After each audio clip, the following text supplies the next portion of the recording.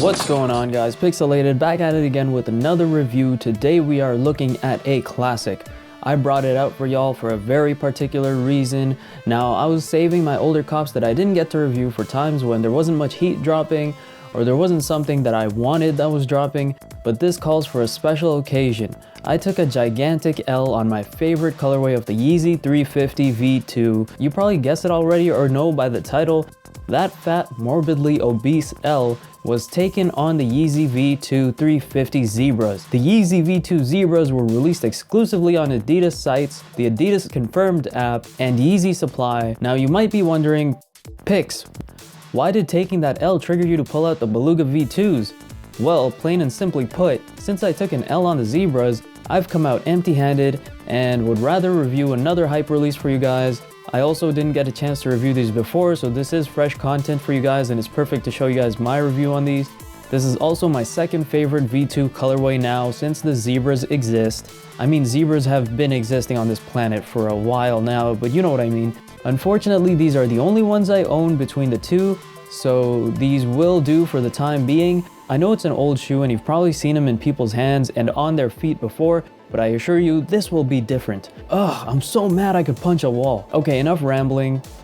Without further ado, let's get into the shoe. The Yeezy 350 V2 Beluga, released back in September 24th, 2016. This was the first Yeezy 350 model of the V2 series introduced and made available to the public.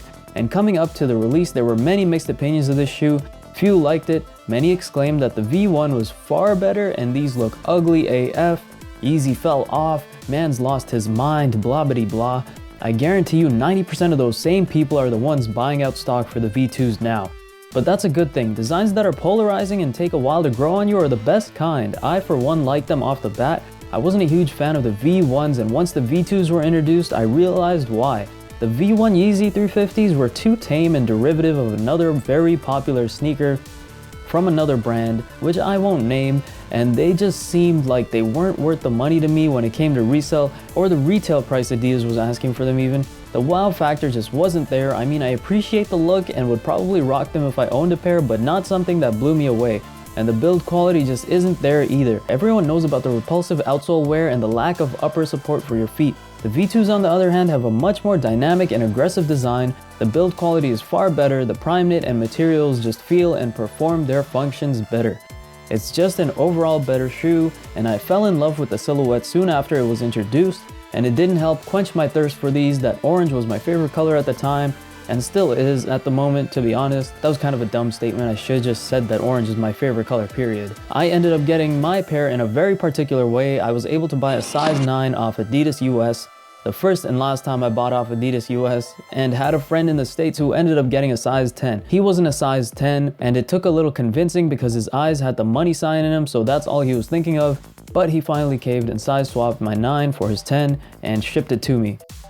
Speaking of sizing, I went true to size on these as I did with all other V2s, and I'm so glad I did. People were focusing so hard on these and saying that half a size up is a must. I was lucky enough to try on a friend's 10.5 to find out that it's a tad roomy for my liking. You will almost definitely have some space in the toe box if you go half a size up. What I did at first, the size 10 felt way too tight. I thought my toes were going to break. That was the exact thought running through my mind as I was walking in these. But after about 5 minutes, the upper broke in and my foot sat comfortably in the shoe. I even had the insole in.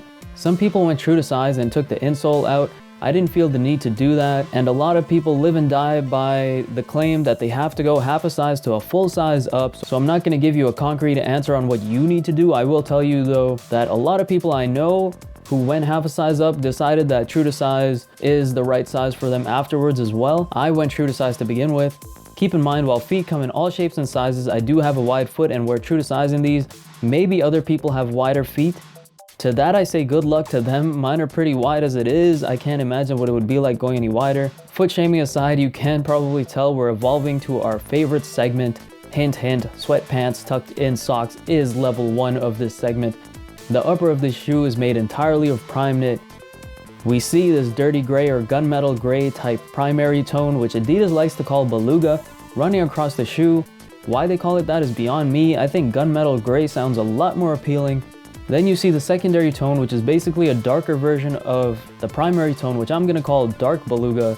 and it creates the swirly pattern stripes running along the upper. They go from increasingly wide from the back to narrow at the front. The V2 version of the 350 also has the cross-stitch bound together look at the front, running from the end of the toe box to the top of the tongue, almost exactly like the V1 350.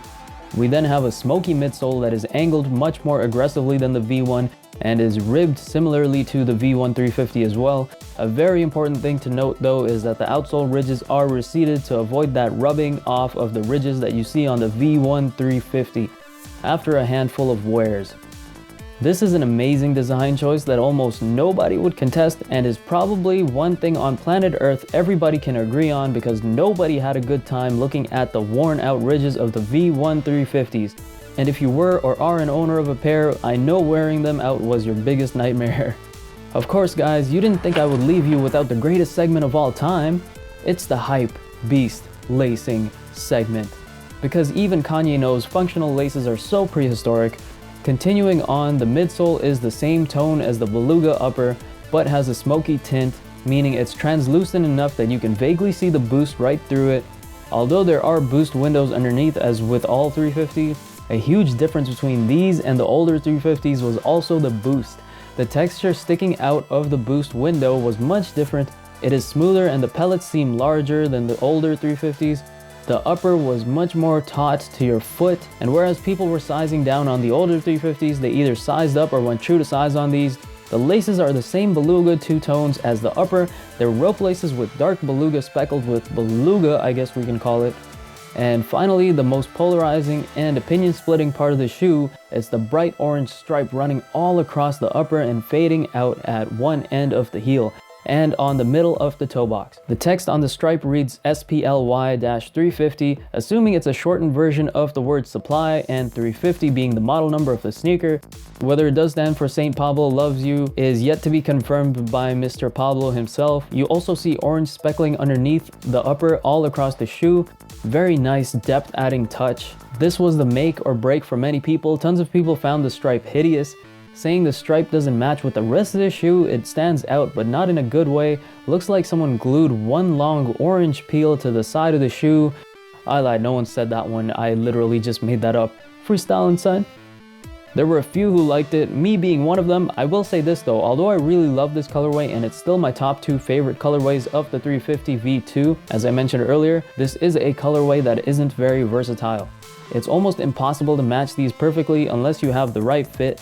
You need to have like an orange tone in your fits, which isn't common, and there aren't tons of options when it comes to finding clothes the same tone as the Beluga color. I mean, there are, but there wouldn't be much selection. With that being said, I still love this colorway, and it just gives me and other people a reason to force themselves out of their comfort zone into a more creative zone and find a way to match and coordinate the fit with these sneakers in a way that people couldn't have imagined before.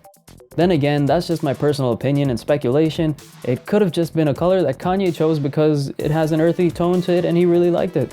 It seems that's the way he's gone with most of his Adidas Yeezy sneaker colorways, as well as with his Yeezy season clothing. All in all, this is definitely a must-have for me. It is essentially the OG colorway of the 350 V2, since this was the first V2 Yeezy released, and for them to start the line off with such a loud and unforgiving colorway might have been the best decision Adidas has ever made, since all the other colorways after this have been relatively tame, even the zebra, and people who were iffy on this colorway have been loving those to death. Personally, my least favorite colorways of the Yeezy V2s are the black colorways, but then again, it's not like there are many options out there at the moment. It's either Beluga, one or all, or however many of the black colorways, or the zebras. With that being said, I think Adidas hit it out of the park with these. I hope you enjoyed my review of these sneakers.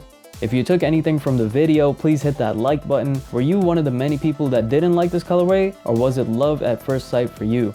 Let me know your thoughts and opinions in the comment section below. Share this video with your friends, let them know Pix does the dopest on-foot reviews, and please subscribe for more juicy content. Catch you later. Pixelated out.